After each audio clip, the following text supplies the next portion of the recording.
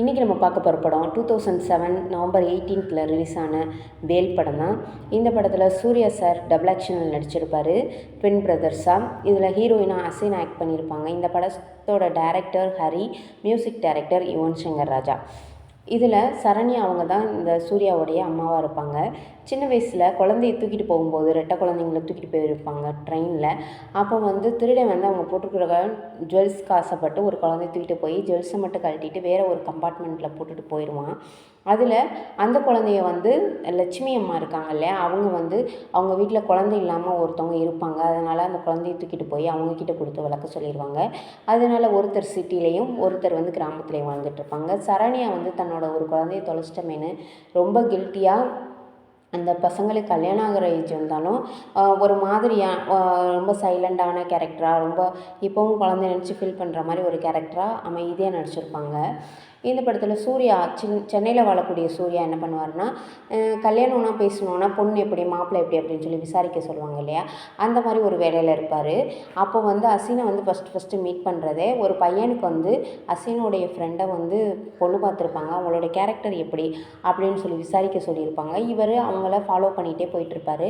அப்போது அவங்க ஃப்ரெண்டை விட அவங்க அசின் பண்ணுற விஷயங்கள் எல்லாமே இவருக்கு பிடிச்சிருக்கும். அதனால் இவர் லவ் பண்ண ஆரம்பிப்பார். 2 பேர் லவ் பண்ணுவாங்க. அப்படியே போயிட்டுருக்கும் ஸ்மூத்தாக. ஒரு இடத்துக்கு இவர் சூர்யா போயிருப்பார், எங்கேயோ ஒரு விஷயமா போயிருப்பார். அப்போ பார்த்தா பக்கத்து ரூம்லேயே அவருடைய அண்ணனான இன்னொரு சூர்யா இருக்கார் இல்லையா, அவர் ரூம் எடுத்து தங்கியிருப்பார். அப்போ அந்த மாதிரி மீட் பண்ண சமயத்தில் எப்படி நம்மளை மாதிரியே இருக்கானே அப்படின்னு சொல்லிட்டு, ஒருவேளை நம்மளோட அண்ணனாக தான் இருப்பான் அப்படின்னு சொல்லிட்டு அவர் தேடி போவார். போன இடத்துல அங்கே கிராமத்தில் அந்த சூர்யா என்ன பண்ணுவார்னா, ஒரே வெட்டு குத்து கொலை அந்த மாதிரி விஷயங்களாக போய்கிட்டு இருந்த மாதிரி காமிப்பாங்க. அந்த கிராமத்தில் கலாபவன் மணி இருப்பார். அவர் தான் அந்த படத்தில் வில்லனாக இருப்பார். அவர் நடிச்சிருந்தாலே காமெடியோடு சேர்ந்த ஒரு வில்லத்தனம் இருக்கும், நல்லாயிருக்கும் அதை பார்க்குறதுக்கு. அவர் இந்த வேல் அப்படின்ற ஒரு கேரக்டரை பழி வாங்கணும், இவங்க ஃபேமிலியை நல்லா வாழ விடக்கூடாது, அந்த மாதிரி விஷயங்களில் ரொம்ப உன்னிப்பாக அவங்களுக்கு எதிரான வேலைகள்லாம் செஞ்சுக்கிட்டு வந்துக்கிட்டே இருப்பார்.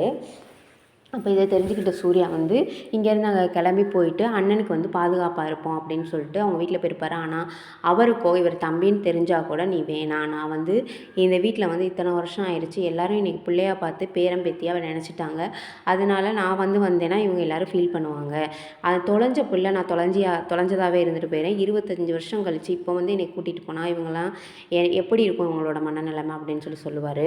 அதோட சரி நான் கொஞ்ச நாள் இங்கே இருந்துட்டு போகிறேன் அப்படின்னு சொல்லிட்டு அங்கே போய் இருந்தால் அங்கே உள்ள விஷயங்கள் எல்லாம் சரி பண்ணுவார். கொஞ்சம் 2 பேரும் சேர்ந்து சரி பண்ணுவாங்க. அப்புறம் அவங்க அம்மா மீட் பண்ணுவாங்க.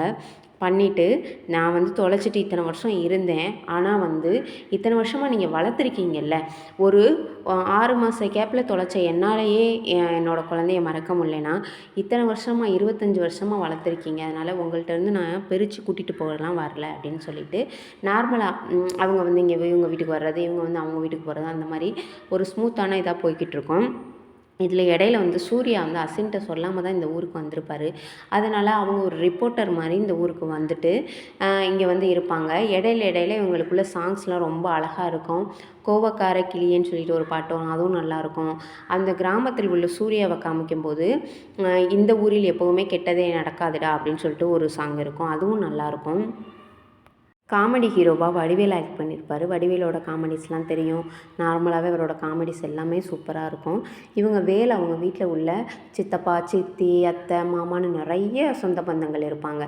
ஆனால் சென்னையில் வாழக்கூடிய சூர்யாவுக்கு ஒரு அம்மா, அப்பா மட்டும்தான் இருப்பாங்க, மற்ற யாருமே இருந்திருக்க மாட்டாங்க. அதனால் அவருக்கு இங்கே இருக்கிறது ரொம்ப அவ்வளோ பிடிச்சிருக்கும். எல்லோரும் அவ்வளோ பாசம் காமிப்பாங்க. ஸ்டார்டிங்கில் இவரை வெறுத்து ஒதுக்கினா கூட வெறுக்க மாட்டாங்க. ஏன்னா நம்மக்கிட்டேருந்து இவனை கூட்டிகிட்டு போயிடுவாங்களோ அப்படின்ற மாதிரி ஒரு இதில் தான் அவர் வெறுப்பாங்களே தவிர, மற்றபடி சூர்யா மேலே எந்த கோவமும் இவங்களுக்கு இருக்காது. அதுக்கு அவங்க ஃபேமிலியில் காட்டுற அன்பு எல்லாமே இவருக்கு ரொம்பவே பிடிச்சிருக்கும். அப்புறம் ஒரு கூட்டு குடும்பமாக ஒரு ஃபேமிலி வாழ்ந்தால் எவ்வளோ அழகாக இருக்கும் பார்க்குறக்கு அப்படின்னு காமிச்சிருப்பாங்க. இந்த படத்தை ஃபேமிலியோடு உட்காந்து எல்லாருமே பார்க்கலாம், அந்த மாதிரியான ஒரு மூவியாக தான் ஹரி டைரக்ட் பண்ணியிருப்பார். மோஸ்ட்லி ஹரியோட படங்கள் எல்லாமே ஃபேமிலியாக உட்காந்து பார்க்குற மாதிரி தான் இருக்கும். வேறு எந்த சீன்ஸும் வராது. யாரும் முகம் சுளிக்கிற மாதிரி அந்த மாதிரி சீன்ஸ் எப்போவுமே அவர் வைக்கவே மாட்டார். ரொம்ப அழகாக இருக்கும். யுவன் சங்கர் ராஜாவோட மியூசிக்கில் கிராமத்துக்கு ஏற்ற மாதிரி ஒரு மியூசிக் கொடுத்துருப்பாரு. சிட்டியில் வாழக்கூடிய சூர்யாவுக்கு ஏற்ற மாதிரி ஒரு சாங் போட்டிருப்பாரு. எல்லாமே இந்த படம் பார்க்குறதுக்கே ரொம்ப அழகாக அம்சமாக அமைஞ்சிருக்கும்.